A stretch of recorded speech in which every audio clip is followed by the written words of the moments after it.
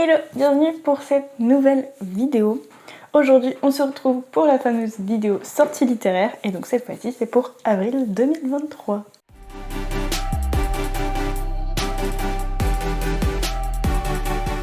Ce mois-ci, j'ai été un peu, on va dire, déçue de ce que j'ai pu trouver dans les sorties littéraires sur Booknode. J'ai pas trouvé de petites pépites, on va dire. Il y a des petits trucs sympas, mais c'est pas les livres que je vais courir acheter en librairie absolument. Je vous en ai sélectionné plusieurs, mais c'était pas non plus comme en mars où il y avait des folies, littéralement. Je pense que justement il y avait peut-être trop de bonnes sorties en mars, et donc du coup voilà, on est peut-être dans un petit creux au niveau sortie littéraire. Je ne sais pas, en tout cas j'étais un peu déçue, un peu... voilà. Mais bon, je vous en ai quand même sélectionné quelques-unes. La première, c'est Les loups du millénaire de Sapir A. Englard, qui sort chez Hugo dans leur collection Romantasy. Donc du coup, on sait que c'est une Romantasy. Et ça sort le 5 avril. Sienna est un loup-garou de 19 ans, adopté par une famille dont la mère est un loup-garou et le père est un humain. Elle a une sœur, Selena, dont elle est très proche. À l'approche de la cérémonie de la hase, pendant laquelle les loups-garous choisissent un partenaire, Sienna ne peut cacher son angoisse.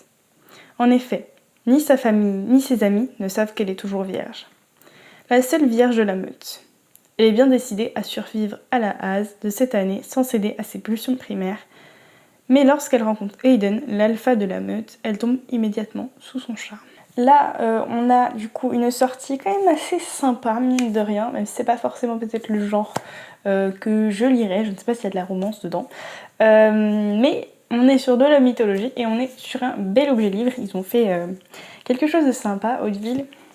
Et donc on a Pénélope, Reine d'Ithaque de Claire North qui sort le 12 avril chez Hauteville. Et donc je ne sais pas exactement quel est le genre. On est sur de la mythologie, évidemment. Mais après, est-ce que... Je pense pas qu'il y ait de romance parce que justement on a le petit problème d'Ulysse qui est parti. Mais il peut être sympa, je pense. Au-delà des rivages d'Ithaque, les caprices des dieux dictent les guerres des hommes. Mais sur l'île, ce sont les choix des femmes abandonnées et de leurs déesses qui changeront le cours du monde. Le roi Ulysse est parti depuis de nombreuses années en guerre contre Troie, emmenant tous les hommes en âge de combattre de l'île d'Ithaque. Pénélope, sa femme, l'attend avec patience et dirige le royaume. Mais lorsque des rumeurs circulent sur la mort de son mari, les prétendants commencent à frapper à sa porte. Or, aucun homme n'est assez puissant pour revendiquer le trône vide d'Ulysse. Si Pénélope choisit l'un d'entre eux, Ithaque plongera dans une guerre civile sanglante. Seule la ruse et son réseau d'espionnes lui permettront de maintenir l'équilibre délicat du pouvoir nécessaire à la survie du royaume. À Ithaque, tout le monde surveille tout le monde, et il n'y a pas un coin du palais où l'intrigue ne règne pas en maître. Le plus grand pouvoir des femmes est celui dont elles s'emparent en secret. Donc même si je ne pense vraiment pas qu'il y ait de romance et donc potentiellement de genre que j'ai l'habitude de lire, j'ai été surtout très intriguée par le côté espionne, le côté visiblement assez quand même girl power et féministe du roman. Ça m'a vachement intriguée. J'avoue que c'est peut-être le livre qui m'intéresse le plus du mois, avec Les loups du millénaire. Et du coup, ouais, j'étais très très intriguée par ce versant-là de l'histoire, parce que c'est vrai que je connais plutôt bien l'Odyssée, un peu l'Iliade, mais pas autant. Et donc du coup, c'est vrai qu'on a beaucoup le point de vue d'Ulysse, mais j'ai jamais lu du coup le point de vue de Pénélope. Donc là-dessus, c'est vrai que ça m'intrigue beaucoup. Ensuite, ah oui, si celui-là m'intéressait quand même pas mal. On a Violet Made of Thorns de Gina Chen qui sort chez Collection R le 13 avril. Quand les destins d'une prophétesse malhonnête et d'un prince romantique se rencontrent. Un conte de fées sombre et moderne. Violette est une prophétesse et une menteuse. Voilà des années qu'elle influence la cour grâce à ses prophéties habilement tournées, à défaut d'être toujours vraies. Mais le prince Cyrus est bien décidé à la destituer aussitôt qu'il sera couronné, et Violette le sait pertinemment. Seulement Cyrus est maudit et le royaume court à sa perte. Violette devra user de son intelligence pour sauver le monde de la destruction, tout en luttant contre l'attraction irrésistible qui grandit entre elle et le prince. Donc on est sur une romantécie, je pense quand même. On a ensuite, sur un versant plus romance, Raviver les étoiles de Nina Leroy, qui sort chez Alter Hill le 21 avril. L'enfer, Raph connaît. Enfant du système, il a été ballotté de famille d'accueil en foyer et n'a pas toujours fait les bons choix.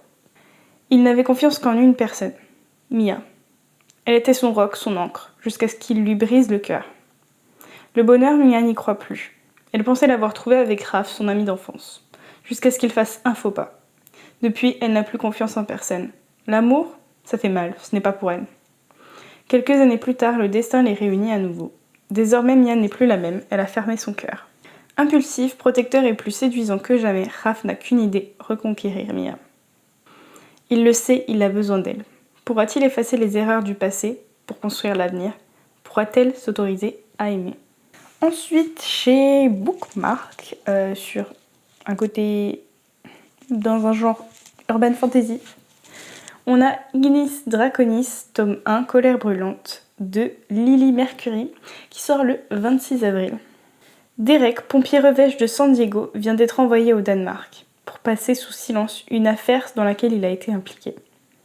Il y fait la connaissance de son nouveau partenaire, Storm Kribdir, ainsi que de toute sa famille de pompiers qui semble étrangement immunisés contre le feu.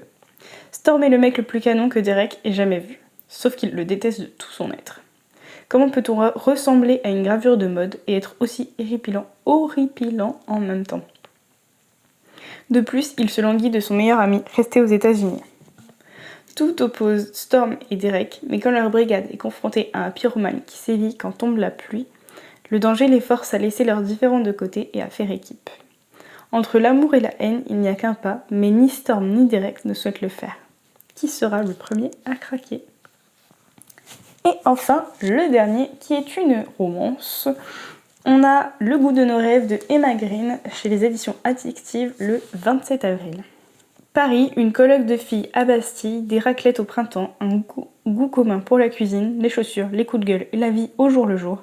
Olympe et Salomé s'accommodent de petits boulots, de grands plaisirs et de jolis rêves qu'elles savent intouchables.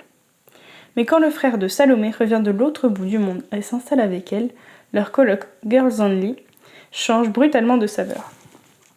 Surtout quand Simon accepte de mauvaise grâce la requête de sa petite sœur, embaucher Olympe dans le restaurant parisien qu'il comptait ouvrir en famille. Un nouveau départ à trois quand deux membres de cette drôle de brigade n'arrivent pas à se supporter, c'est un pari fou. Pourtant ce bistrot ressemble beaucoup à leur rêve, alors Olympe va accepter que celui qui squatte son canapé et ses pensées devienne aussi son boss, même si c'est tout ce qu'elle s'était juré d'éviter. Trop cliché, trop risqué. Et pourtant, ce garçon est bien trop à son goût.